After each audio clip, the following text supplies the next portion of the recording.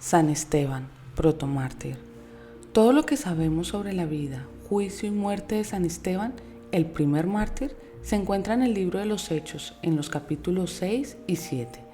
En la larga crónica de los mártires cristianos, la historia de Esteban nos conmueve con una de las más impresionantes y dignas de recordarse.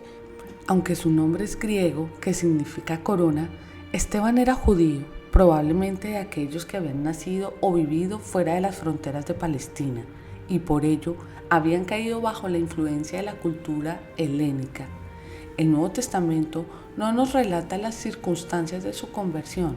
Parece probable, sin embargo, que poco después de la muerte del Mesías ocupó una posición prominente entre los cristianos de Jerusalén y empleó su ingenio especialmente en ganar a los residentes de la ciudad de habla griega. La primera mención de Esteban es la que lo nombran entre los 7 hombres escogidos para supervisar las mesas públicas. Debe recordarse que aquellos primeros cristianos tenían la propiedad en común y compartían todo lo que poseían con los pobres, y en esos tiempos, como siempre en vísperas de guerra, habían muchas personas desplazadas que necesitaban de caridad de los demás. En los Hechos de los Apóstoles leemos que los helenistas, como se llaman a los cristianos de habla griega, creyeron que ellos, y especialmente las viudas que entre ellos habían, eran discriminados en las mesas públicas. Los apóstoles supieron de esas quejas, pero se hallaban demasiado ocupados para tratar aquel asunto. Por ello, se escogieron 7 hombres buenos y prudentes para que administraran y supervisaran las mesas. Los 7, al ser presentados a los apóstoles, fueron ordenados mediante imposición de las manos, asociados en esta obra caritativa con Esteban, cuyo nombre encabeza la lista como hombre lleno de fe y del Espíritu Santo.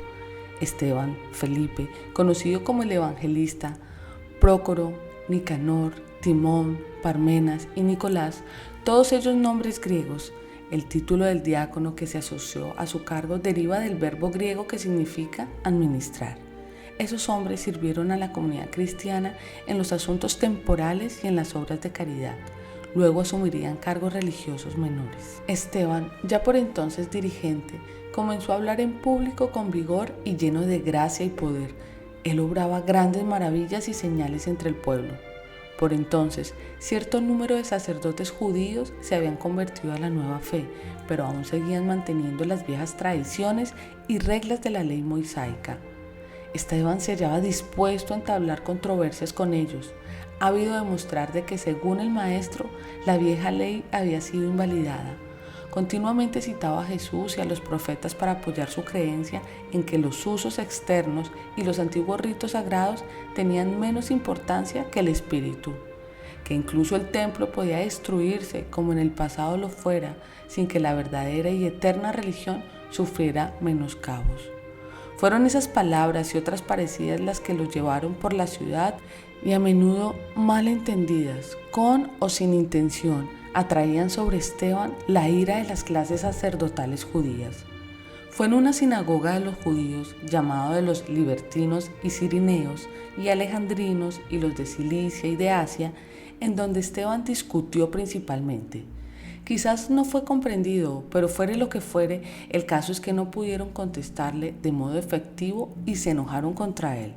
Sobornaron a unos hombres para que dijesen que Esteban hablaba palabras blasfemas contra Moisés y contra Dios. Los ancianos y los escribas le hicieron comparecer ante el Sanedrín, el tribunal supremo de los judíos, que tenía autoridad para juzgar asuntos religiosos y civiles. Los falsos testigos hicieron sus acusaciones y Esteban se defendió, recordando la larga y espiritual historia de su pueblo. Por último, su defensa se trocó en amarga acusación y concluyó de este modo: si bien el Altísimo no habita en templos hechos de manos, como el profeta dice, duros de cerviz e incircuncisos de corazón y de oído, vosotros resistís siempre al Espíritu Santo, como vuestros padres, así también vosotros. ¿A cuál de los profetas no persiguieron vuestros padres y mataron a los que antes anunciaron la venida del justo, del cual vosotros ahora habéis sido entregadores y matadores, que recibiste la ley por disposición de ángeles y no la guardaste? Así castigados, los judíos no pudieron contener su ira, se alzaron sobre Esteban, llevándolo fuera de la ciudad hasta un lugar señalado, y allí lo lapidaron. En esta época la ley judía permitía la pena de muerte por delito de blasfemia. Esteban, lleno de gracia y fortaleza, hasta el fin, se enfrentó a aquella prueba sin flaquear, rogando a Dios que recibiera su espíritu y que no imputara a sus verdugos aquel pecado. Así pereció el primer mártir, expirando su último aliento mientras rogaba por sus asesinos.